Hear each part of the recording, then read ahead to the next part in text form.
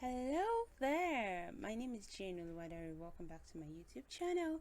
Today we're going to be looking at shield from a slightly different perspective. If you've not watched the first video, this is your cue to go check it out when you're done here. I'll remind you of it at the end of this video. So we've talked about how shield is an indicator or a measure of distance of a difference between your expectations and reality. Today I'm going to take it a little bit further, and I was going to say you can actually transfer this wisdom from one context to another, and these are the three things you want to look out for when you're transferring from one context to another. Number one, you want to figure out the fundamental principles. What is going on here?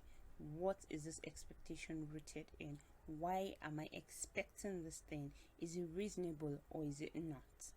Then the second thing you want to look at is how does it tie into your own context? What exists versus what you want to achieve?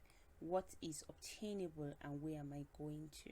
You want to draw this line. Remember, as you're drawing this line, you want to eliminate what you think should be and instead focus on what actually is. And then the third thing that you want to look at is that you want to chart a course that you need, or in the case maybe you're leading somebody, a course that they need, right? The focus is not going to be on how people tend to do it, and this is something that I employ a lot when I work with clients, whether productivity coaching, whether I'm training, or even if, especially in writers camp, actually that's the favorite place to look at it. We have such set expectations as to how things should be done. They say, oh, this person needs to be upskilled, and then you say you're drawing an individual learning plan, for example, or a developmental plan, but you're just copying the complete template. It doesn't always work that way. You really need to look at what the individual in question needs, whether it's your team member or yourself. What is really needed here? What are the gaps? And then map a plan that takes care of that gap for that person. So if the person, for example, this is a common mistake that people make, a lot of team leaders make. If the person is text based and you're trying to upskill them and you're sending them to watch videos, you might not get a lot of results. But if the person is text based and you send them articles to read, because sometimes not even all text-based people are happy to sit and read a book, but you send them a series of articles to read and they can read it in short bursts. You might see such rapid results within a short amount of time than if you had sent them a bulky book, or if you had sent them long videos, or I don't know if you get my point. So you really need to figure out this person, how did they learn? Or if it's a gap that needs to be closed, something that needs to be done, what is the most effective way for this group of people to get it done? It can boil down to the tools you used. Possibly you're using a particular tool to execute a dashboard, and like 80% of your team thrive better with another tool. It might be worth considering switching tools, right? Or something gets the work done in a shorter amount of time, but you want to die on the hill of this is the tool that this organization uses.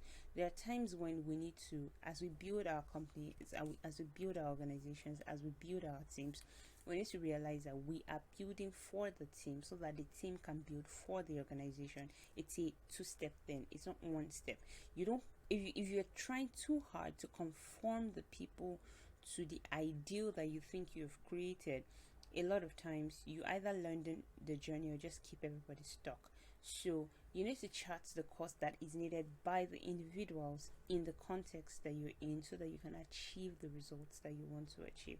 And then just for a balance, it takes courage to admit that your competitors or the majority of people, or maybe your teammates, are ahead of you. It doesn't matter whether it's individuals within the organization, outside the organization, or maybe even competitors. It takes courage to admit that they are ahead of you and be okay with this. Now, this is a part. Sometimes we admit that they are ahead of us, but we are not okay with it.